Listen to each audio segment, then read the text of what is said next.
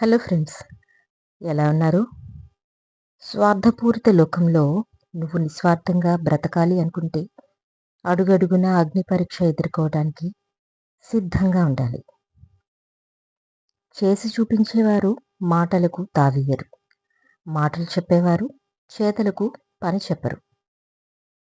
మనసు చాలా విచిత్రమైనది. మర్చిపోవాలి అనుకున్నది పదిలంగా దాస్తుంది. గుర్తు పెట్టుకోవాలి అనుకున్నది మరిపించేస్తుంది. అబద్ధాలు మాట్లాడుతూ అవకాశానికి అనుగుణంగా నటిస్తూ బ్రతికే వాళ్లకు ఉన్న విలువ నీతిగా నిజాయితీగా ఉండే వాళ్లకు ఉండదు. పుకార్లు శత్రువుల ద్వారా పుట్టి అజ్ఞానుల ద్వారా పాకి మూర్ఖుల ద్వారా అంగీకరించబడతాయి. ఈ మూడింటిలోనూ మనం ఉండకూడదు. మన గురించి అన్నీ తెలిసిన వాళ్ళే మనల్ని మోసం చేస్తారు. గుర్తుపెట్టుకో. వేలల్లో ఒక్కడిగా నిలవకున్నా పర్వాలేదు. వేలు పెట్టి చూపించుకోకుండా బ్రతకగలిగితే అదే 10,000. కష్టం దేవుడిచ్చిన వరం. సుఖం మనిషి కోరుకునే పాపం. ఎందుకంటే కష్టం తర్వాత వచ్చే సుఖం విలువ చాలా గొప్పది. సుఖపడిన తర్వాత వచ్చే కష్టం భరించలేనిది. మన అనుకున్న వారే మన ముందు ఒకలాగా, మన వెనుక ఇంకొకలాగా మాట్లాడతారు. మనల్ని చెడు చేస్తారు. జీవితంలో బాధ పెట్టేవాళ్ళు చాలామంది ఉంటారు. కానీ బాధ పంచుకోవటానికి ఎవరూ ఉండరు. మన కళ్ళల్లో నీళ్లు రావాలంటే కష్టాలే రావాల్సిన అవసరం లేదు. మనకు ఇష్టమైన వాళ్ళు గుర్తుకు వస్తే చాలు. ఎవరైనా బాధలో ఉన్నప్పుడు మన మాటలు వారికి ఓదార్పునివ్వాలి. బాధని మరపించేలా ఉండాలి. అంతేకాని ఇంకా బాధని పెట్టే విధంగా ఉండకూడదు. మనిషి మాటలు 2 ఏళ్లకే నేర్చుకుంటాడు.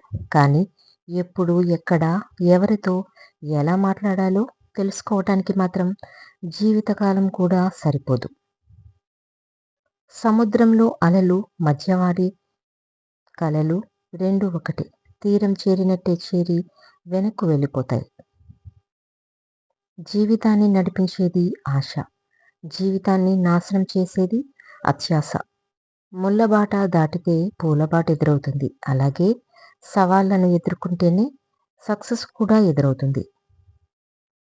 పాపపుణ్యాలు డిసైడ్ చేసేది కాలం. కాలానికి విపరీతమైన మెమరీ పవర్. ఏ సన్నివేశాన్ని మర్చిపోదు. కర్మ రూపంలో తిరిగి ఇచ్చేస్తుంది, వడ్డీతో సహా. ఒక ఆకు రాలితో చెప్పింది, ఈ జీవితం శాశ్వతం కాదని. ఒక పువ్వు వికసిస్తూ చెప్పింది, జీవించే ఒక్కరోజైనా గౌరవంగా జీవించమని. ఒక వృక్షం చల్లగా చెప్పింది, తాను కష్టాల్లో ఉన్న ఇతరులకు సుఖాన్ని ఇవ్వమని. ఒక హృదయం నవ్వుతూ చెప్పింది, అందరి మనసులో మంచి స్థానాన్ని సంపాదించమని. ధనం ఇచ్చే వాళ్ళకంటే ధైర్యం ఇచ్చేవాళ్ళు గొప్పోళ్ళు. సహాయం కోరే ప్రతి ఒక్కరూ బిచ్చగాళ్ళు కాదు. కానీ సహాయం చేసే ప్రతి ఒక్కరూ దేవుడే. అందుకే పేదవాళ్ళు అంటారు, ప్రార్థించే పెదవుల కన్నా సహాయం చేసే చేతులు మిన్న అని.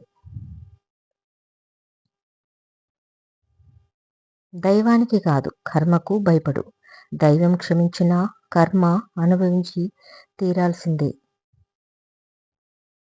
జీవితంలో ఎక్స్పెక్ట్ చేయడం మానుకో, యాక్సెప్ట్ చేయడం నేర్చుకో. జీవితంలో వ్యాధి లేని శరీరం, వేదన లేని మనస్సు, ఇవే మనిషికి తరగని ఆస్తులు. రహస్యం దాచే కొద్దీ దాని ప్రభావం ఎక్కువై తీరని నష్టం కలిగిస్తుంది. నిద్రలో వచ్చే కలలు నిజం కావు. కానీ ఏ కల కోసమైతే మీ నిద్రను వదులుకుంటారో ఆ కల నిజం అవుతుంది. ఎంత చదువుకున్నాం అనేది ముఖ్యం కాదు, ఆ చదువుకు తగ్గట్టు ఎంత సంస్కారం నేర్చుకున్నాం అనేది ముఖ్యం. నిన్ను అర్థం చేసుకునే శక్తి వాళ్లకు లేకపోవచ్చు. వాళ్ళను అర్థం చేసుకునే మనసు నీకుంది కదా. కావాలనుకున్నప్పుడు సర్దుకుపోవడం నేర్చుకోవాలి. బద్ధకం నీ బాధ్యతల భారాన్ని రెట్టింపు చేస్తుంది, భవిష్యత్తుని ప్రశ్నార్థకంగా మారుస్తుంది. ఒకరి మీద నింద వేసే ముందు నువ్వు నిజం తెలుసుకో. ఆ నింద నిజమే అయినా అదే తప్పు నువ్వు ఎప్పుడైనా చేయలేదా అని నిన్ను నువ్వు ప్రశ్నించుకో. పట్టింపులకు పోతే అనర్థం. పట్టించుకోకపోతే నిశ్శబ్దం. నువ్వెంత, నేనింత అంటే యుద్ధం. ప్రశాంతంగా జీవించాలంటే ఎదుటివారు మారాలని ఆశించకండి. మార్చాలని ప్రయత్నించకండి. మీరే మారండి. కాళ్ళకి ఏమీ గుచ్చుకోకుండా ఉండాలంటే మనం చెప్పులు వేసుకుంటాం కానీ వీధంతా తివాచీ పరచం కదా. అమ్మ నాన్న ఉంటే బంధం తెలుస్తుంది. అమ్మ లేకపోతే బాధ తెలుస్తుంది. నాన్న లేకపోతే బాధ్యత తెలుస్తుంది. ఇద్దరూ లేని రోజు బ్రతుకంటే ఏంటో తెలుస్తుంది. నాది అన్న భావనే నీ చేతి ఏదైనా చేయిస్తుంది. ఒక్కోసారి మంచి చెడ్డ అన్న విచక్షణ కూడా మరిపిస్తుంది. ఓపిక చాలా విలువైనది. అది ఎంత ఉంటే జీవితంలో అంత నేర్చుకుంటావు, అంత పైకి ఎదుగుతావు. ఈ సమాజంలో నమ్మేంత మంచివాళ్ళు లేరు, నమ్మలేనంత చెడ్డవాళ్ళు లేరు. అవసరానికి తగ్గట్టు మారడమే మనిషి లక్షణం కదా. రాయిని చెక్కితే శిల్పమవుతుంది, అద్దాన్ని చెక్కితే ముక్కలవుతుంది. మనిషికి ఓర్పు నేర్పు చాలా అవసరం. ఓర్పు లేకపోతే ప్రతి చిన్న విషయానికి చతికిల పడిపోతాం.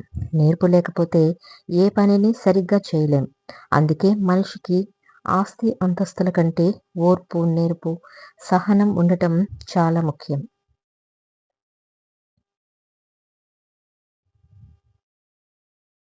మీకు వ్యతిరేకంగా మాట్లాడే వారి మాటల్ని మౌనంగా వినండి. కాలమే వారికి సరైన సమాధానం చెప్తుంది. ఓపిక సహనం అనేవి బలహీనతలు కావు, అంతర్గతంగా ఉండే శక్తులు. అవి అందరిలోనూ ఉండవు. చెడు స్వభావం కలవారు అని తెలిస్తే వాళ్ళు సొంత వాళ్ళైనా పరాయి వాళ్ళైనా సరే పక్కన పెట్టేయండి. అనుకోకుండా పరిచయం అయిన వాళ్ళతోనే వదులుకోలేని బంధం ఏర్పడుతుంది. అందుకే దేవుడు ఎవరిని ఊరకనే పరిచయం చేయడు. దాని వెనుక ఖచ్చితంగా ఏదో ఒక కారణం ఉండే ఉంటుంది. మనిషి ఎన్ని కోల్పోయినా పర్వాలేదు, కానీ తన ఆత్మవిశ్వాసాన్ని మాత్రం కోల్పోకూడదు. ఆ ఒక్క ఆత్మవిశ్వాసమే ఉంటే చాలు. మనం కోల్పోయిన అన్నింటినీ తిరిగి దక్కించుకోవచ్చు. ఫలితాన్ని ఆశిస్తూ పరిగెత్తొద్దు. పని చేస్తూ పోతే ఫలితమే పరిగెత్తుకుంటూ వస్తుంది. నువ్వు సంతోషంగా ఉండాలని కోరుకుంటే సంతోషంగానే ఉంటావు. నువ్వు బాధల్లో ఉండాలని కోరుకుంటే బాధల్లోనే ఉంటావు. ఏదైనా నీ మనసుపైన, నీ ఆలోచన ధోరణి పైన ఆధారపడి ఉంటుంది. దీనిని మన పూర్వీకులు యద్భావం తద్భవతి అంటారు. చెట్టు నుండి పువ్వులు వేరై వాటి అందాన్ని కోల్పోయినా వాటి సువాసనను మాత్రం కోల్పోవు. అలాగే నచ్చిన మనుషులు మనకి దూరమైన మన మనసులో వారి జ్ఞాపకాలు మాత్రం ఎప్పటికీ దూరం కావు. పదును తగ్గిన భూమిలో పంట పండదు. నమ్మకం లేని మనిషితో బంధం నిలవదు. ఒక బంధం చివరి వరకు సవ్యంగా కొనసాగాలంటే ఆ బంధం మధ్య ప్రేమ కంటే ఎక్కువగా నమ్మకం ఉండాలి. బియ్యపు గింజ మరిగే పాలతో కలిస్తే పాయసం అవుతుంది. అదే ఎసరుతో కలిస్తే అన్నం అవుతుంది. అదే పసుపుతో కలిస్తే దీవించే అక్షితలవుతాయి. అదే బొగ్గుతో కలిస్తే చేతబడి అవుతుంది. మనం కూడా అంతే. మనం నలుగురిలో కలిసే విధానాన్ని బట్టి మన యోగ్యత నిర్ణయించబడుతుంది. అవసరాన్ని బట్టి అనుబంధాలు ఏర్పడకూడదు. అనుబంధాలే అవసరం తీర్చేవై ఉండాలి. జీవితం అనే పుస్తకంలో ఒక్కో పేజీ ఒక్కో అనుభవాన్ని నేర్పిస్తుంది. అందులో కొన్ని తీయనైన మధురానుభూతిని కలిగిస్తాయి. మరికొన్ని చేదైన స్మృతులుగా మిగిలిపోతాయి. ఏదేమైనప్పటికీ జీవితంలో మంచి చెడు, సుఖం దుఃఖం రెండూ ఉంటాయి. మంచితో కూడిన సుఖం అందరితో పంచుకోవాలనిపిస్తుంది. చెడుతో కూడిన దుఃఖం ఒంటరిగా భరించాల్సి వస్తుంది. అదే జీవిత సత్యం.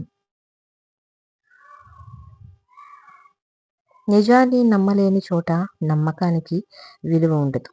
నమ్మకం లేని చోట నిజానికి విలువ ఉండదు.